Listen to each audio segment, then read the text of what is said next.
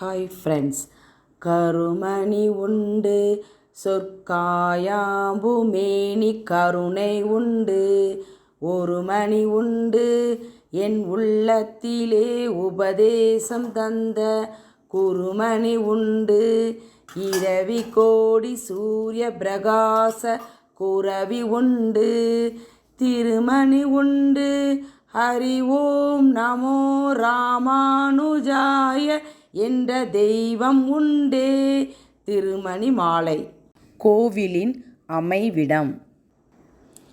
எல்லாம் வல்ல எம்பெருமான் முருகக்கடவுள் சூரனை வதம் செய்ததும் அறுபடை வீடுகள் முதன்மையானதுமாகிய திருச்செந்தூருக்கு தென்மேற்கே சுமார் 18 கல் தொலைவிலும் பாண்டிய மன்னர்களின் காலத்தில் மிக சிறந்த கடற்கரை பட்டினமாகவும் துறைமுக நகரமாகவும் விளங்கியதும் எல்லாம் வல்ல சக்தி சிவனுடன் சேர்ந்து அருள்மிகு ஞானமூர்த்தீஸ்வரர் சமேத முத்தாரம்மனாக காட்சியளிக்கும் குலசேகரன் பட்டினம் ஊருக்கு நேர் மேற்கே 4 கல் தொலைவிலும் பனைத்தொழில் மற்றும் பனை வெள்ளத்திற்கு பெயர் போன உடன்குடி நகரிலிருந்து திருவைகுண்டம் செல்லும் சாலையில் உடன்குடிக்கு நேர் மேற்கே 1 கல் தொலைவில் சீர் மிகுந்த சித்தர் பெருமக்கள் மனிதனோடு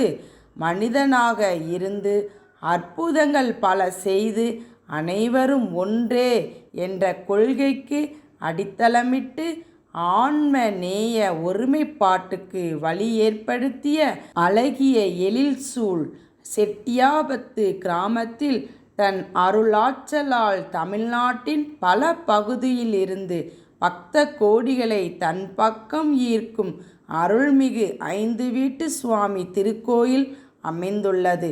இவ்விடம் இயற்கை வளமிக்கதாய் உள்ள பசுமையான மரங்கள் நிறைந்த அமைதியான சூழலில் அமைந்துள்ளது. ஆலயத்தை சுற்றிலும் ஆலயத்தின் உள்ளேயும் அடர்ந்த பசுமையான மரங்கள் பல உள்ளன.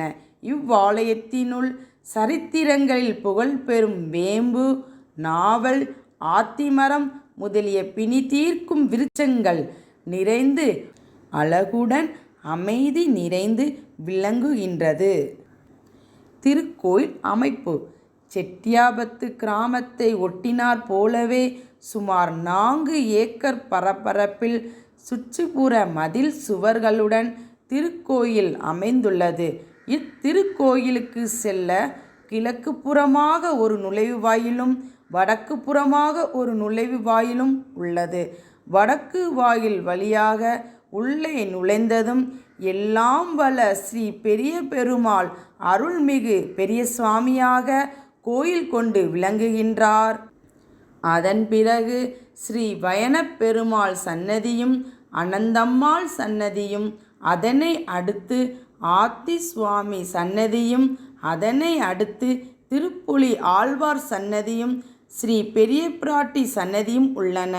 இவ்வாறு 4 பக்கமும் மதில் சுவர்களுடன் கூடிய ஒரு இடத்தில் 6 தெய்வங்களுக்கு 5 தனித்தனி சன்னதிகள் அமைக்கப்பெற்று வணங்கப்பட்டு வருவதால் இத்திருக்கோயில் அருள்மிகு 5 வீட்டு சுவாமி திருக்கோயில் என பெயர் பெற்று வழங்கப்பட்டு வருகிறது.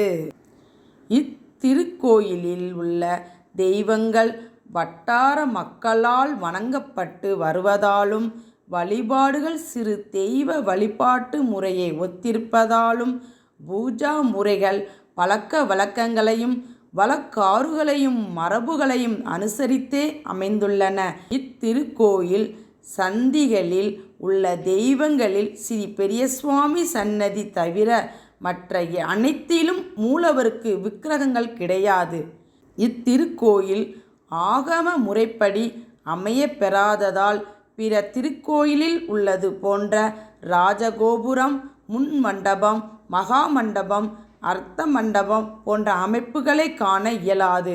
பக்தர்கள் மூலஸ்தானம் வரை சென்று தெய்வங்களை தொட்டு வழிபடும் வழக்கமும் விழா காலங்களில் தாங்களே பூஜை செய்யும் வழக்கமும் நடைமுறையில் உள்ளது. ஃப்ரெண்ட்ஸ், அடுத்த வீடியோவில் கோயிலும் கோயிலை சார்ந்த குடிகளும் பற்றி தெரிந்து கொள்வோம். அதுவரைக்கும் இணைந்திடுங்கள் RRG யூடியூப் சேனலுடன்.